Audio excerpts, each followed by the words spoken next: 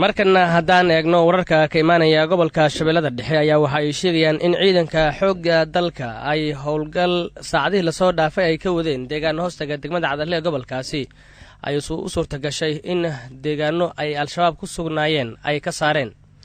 warkan waxaa sidoo kale gordhow lagu daabacay wakaaladda wararka ee Sona oo soo xiganaysa saraakiil ka tirsan militariga Soomaaliya.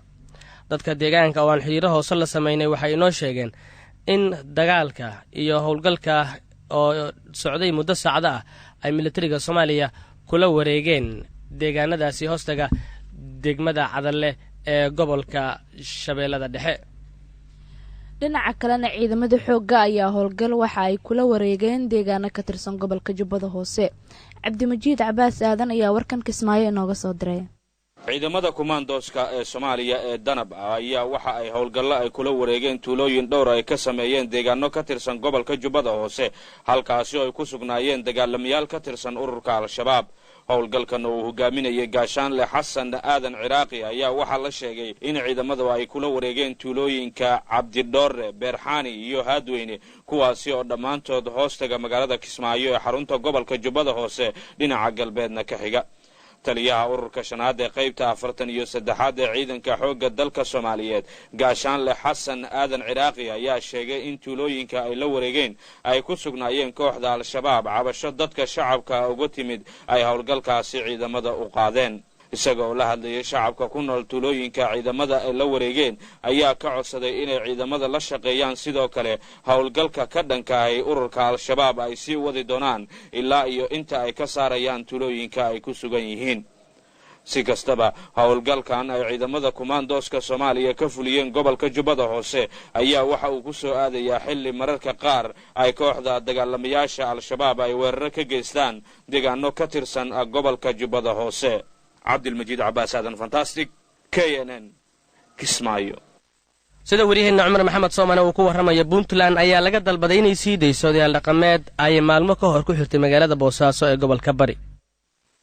warkan qoraalka ah ee ka soo baxay xafiiska dalada ururada bulshada rayidka aan dawliga ahayn ee Bunsa ayaa waxaa walaac xoogan looga muujiyay xarig ay xukuumadda madaxweyne Siciid Cabdullaahi Dani ay ku samaysay nabadoono iyo siyaasiyiin caanka ah deegaanada Puntland kuwaasi oo muddo ku dhow 30 cisho ku xiran xabsiga weyn ee ku yaala magaalada Boosaaso. qoraalkan oo ka soo baxay xafiiska gudoomiyaha dalada Bunsa Faysal Ahmed Warsame ayaa lagu sheegay in talaabadaasi ay lid ku tahay xuriyatul qowlka iyo sida uu qabo qodobka 14aad ee dastuurka Puntland iyo mabaadi'da dimuqraadiyadda ku dhisan Puntland. dalada Bunsa ayaa sidoo kale madaxda Puntland ugu baaqday in xuriyadooda ay dib ugu soo celiso ama maxkamad sharci ah la horgeeyo odayaasha iyo siyaasiyiinta ku xiran magaalada Boosaaso iyada oo la ixtiraamayo ku dhaqanka dastuurka Puntland. sidoo kale dalada ayaa ugu baaqday dhammaan bulshada ku nool deegaanada Puntland inay ilaaliyaan nabadda, xasiloonida, midnimada iyo kala dambeynta. waxaana ay ku talisay in cid kasta oo tabasho qabto ay u marto si waafaqsan sharciga iyo dastuurka Puntland. qoraalkan ka soo baxay dalada Bunsa ee lagu dalbanayo siideynta nabadoonada iyo siyaasiyiinta ku xiran magaalada Boosaaso ayaa ku soo beegmaya iyadoo aanay jirin ilaa iyo iminka wax war ah oo ka soo baxay madaxda ugu sarreysa Puntland taasi oo ku aadan waxa uu ka dambeeyay xariga magaalada Boosaaso loogu geystay nabadoonada iyo siyaasiyiinta ku sugan halkaasi. waxaana loo arkaa talaabadaasi in xukuumadda ay ka horjeedo nabadoonada oo ka qayb galay shirar lagu qabtay magaalada Boosaaso kuwaas oo ay ku dhaliilayeen waxqabadka xukuumadda iyo heshiisyo ay la gashay shirkado shisheeye oo la galayahay wadanka isutaga Imaaraadka Carabta. dowladda Itoobiya ayaa markii ugu horeysay waxa ay ku guuleysatay in ay hawada sare u dirto dayax gacmeed. Cabdixakiin Gamaadiid ayaan ka wareysanay. aad iyo aad u mahadsan tahay maanta maalin Ingiriiska 20 December 2019 waxay Itoobiya si rasmi ah hawada ugu dirtay kaasi oo lagu sameeyay warbixinta satellite-kan waxa uu masaafan hawada u socday ama ku gaaray satellite-kan oo satellite si weyn mudooyinkii u dambeeyay ay waqtiyadii hawada loo dirnay aad u hadalhayeen ayaa maanta si rasmi ah ka qayb galay xafladda hawada wasaare ku-xigeenka waddanka Itoobiya ninka loo magacaabo Tomaka Makonnen sidoo kale waxaa joogay mas-uuliyiin safaro ka tirsan guud ahaan waddanka Ethiopia. halka aad warka duhur ka dhageysanaysaan waa idaacadda kulmiye ee Muqdisho. markan haddaan eegno dab aad u xoogan ayaa ka holcaya kaymo ku yaala meel u dhow magaalada madaxda waddanka Australia ee Sydney, waana maalmo badan. marka waxaa la leeyahay waxaa ku geeriyooday 2 qof oo ka mid ah dadka mutadawiciinta ah ee ka qayb qaadanaya diminta dabkaasi. maanta oo Jimco ah ayaa warkan uu soo baxay, waxaana weli adag in xaaladda kaymaha gubanaya oo ka sii daraysa awgeed aanay dawladdu warar rasmi ah ka soo saari karin. ugu dambeyntiina cabdiqani iyo dowladda Bakistan ayaa ka hortimi go'aan toddobaadkan aakhirkiisa ay gaartay maxkamad gaar ah oo ku taala magaalada Islamabad.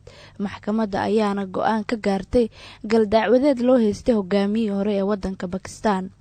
war ka soo baxay xukuumadda ra'iisul wasaare Imran Khan ayaa lagu yiri waxaan qaadan doonaa racfaan oo aan uga soo horjeedno xukunkii dhawaan ay ku riday maxkamadda gaarka ah madaxweynihii hore ee Musharraf. waxa aan u aragnaa in uu ahaa xukun aan cadaalad ahayn. garyaqaan Waqar Axmed ayaa waxa uu sheegay in ay ka fiirsan doonaan xukunka ay riday maxkamadda gaarka ah. intaa ayuu hadalkiisa ku daray in Musharraf aanu ahayn isla markaana aanu mudnayn waxa ay maxkamaddu ku xukuntay.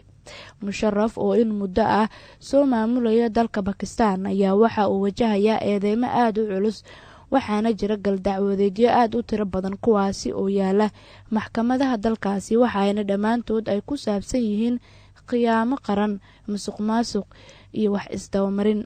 lama oga racfaanka ay xukuumadda ra'iisul wasaare Imran Khan in uu guuleysan doono iyo in kale. waxaase mudan in eedeysanaha uu hadda lagu dabiibayo isbitaal ku yaala isutaga Imaaraadka. waxaan ku hormarayaa xukuumadda Soomaaliya ayaa waxa ay sheegtay in ay waajib tahay in shirkadaha isgaarsiinta dalka ay ka shaqeeyaan sidii ay isu ogolaan lahaayeen oo wicitaanada dalka ay u midayn lahaayeen. warkan waxaa soo koobaya wariyaheena Cali Cilmi Salaad. wasiirka wasaaradda boostada iyo isgaarsiinta ee xukuumadda Soomaaliya Cabdi Canshuur Xasan oo la hadlayay idaacadda ku hadasha afka dawladda ayaa sheegay in ay waajib tahay in shirkadaha isgaarsiinta ee ka shaqeeya dalka ay midoobaan. wasiir Canshuur ayaa sidoo kale sheegay inuu fashil ku yimid isku dayo hore ee la doonayay in lagu mideeyo shirkadaha isgaarsiinta ee ka shaqeeya dalka. waxa uuna sheegay wasiirka in shirkadaha iyagu ay ka wada hadlaan sidii ay isugu xirmi lahaayeen dhaqaale ahaan iyo farsamo ahaan intaba, isaga oona sheegay in haddii ay ku heshiin waayaan in hay-adda isgaarsiinta qaranka iyadu ay go'aan ka qaadanayso. waa waajib in shirkadaha isku xirmaan, waa waajib in macaamiisha ay helaan hal simkaar inay ku wada hadlaan. waxaana dhigaya qodobka 49aad ee sharciga isgaarsiinta qaranka, waana qodob muhiim ah oo in la hirgeliyana u baahan.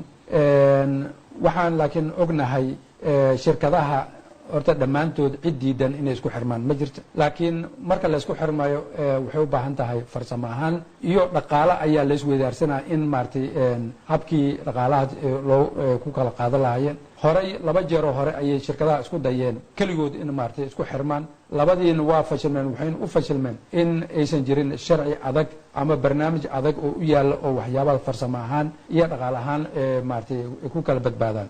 marka annagu ka faa'iidaysanayno fashalkii hore inaysan nagu dhicin ayaa waxaanu u sameynay xeer hoosaadyadii sharcigaad 49aad maartay lagu dhaqangelin lahaa. waxaynu u gudbinay shirkadihii, talooyinkooda ayay ku soo dareen. waxaynu la tashi furan aynu la sameynay bulshada. dhammaan intaas way ka soo gudubtay. waxaynu u dirnay siduu sharciga oo qodobkaas uu qabo shirkadaha ayaga marka inay ka wada hadlaan farsamo ahaan iyo dhaqaale ahaan inay noola yimaadaan. haddii ay ku heshiiyi waayaan hay-adda isgaarsiinta qaranka ayaa go'aan ka gaarayso. deadline-ka ama waqtiga ugu dambeeyo inay soo gabagabeeyaan waa bishan December, kadibna ay soo gudbiyaan ayagoo markaa wax heshiis ku ah inaan u noolaano hal simkaar, in qof kastoo muwaadina shirkadaha joogan ay ku wada hadlaan, kuwa soo socdana inuusan mid cusub aysan u qaadan. hadalka wasiirka ayaa imaanaya xilli la sheegay in dhowr jeer oo hore uu fashil ku yimid isku dayo la doonayay in lagu mideeyo shirkadaha isgaarsiinta ee ka shaqeeya dalka. war qoraal ah oo ka soo baxay beesha caalamka ayaa waxaa dowladda Soomaaliya looga digay in muddo kordhin ay sameystaan, iyagoona ku baaqay in doorashadu ku dhacdo waqtigeeda iyadoo aan muddo kororsi dhicin. qoraalka beesha caalamka ayaa waxa ay ku lifaaqeen dhowr qodob kuwaasi oo ku saabsan arrimaha doorashada, waxaana ka mid ah 1 in la ixtiraamo dastuurka, 2 hubinta in doorashooyinka federaalka la qabto waqtigii loogu talagalay dhammaadka 2020 iyo bilowga 2021 iyadoo aan muddo kordhin loo sameyn xukuumadda iyo baarlamaanka. 3 hubinta matalaad cadaalad ah dhammaan bulshooyinka Soomaaliyeed. 4 hubinta doorka xisbiyada siyaasadeed ee doorashooyinka. 5 hubinta qoondada haweenka ee 30% ah ee matalaada baarlamaanka federaalka. iyo 6 oo ah in la fududeeyo ka qaybgal ballaaran ee suurtagelin karta oo ay ku jiraan barakacayaasha iyo in la ixtiraamo waajibaadka guddiga madaxa bannaan ee doorashooyinka qaranka. warka beesha caalamka waxa uu ku soo aadayaa xilli siyaasiyiinta mucaaradka ay walaac ka muujinayaan doorashada 2021.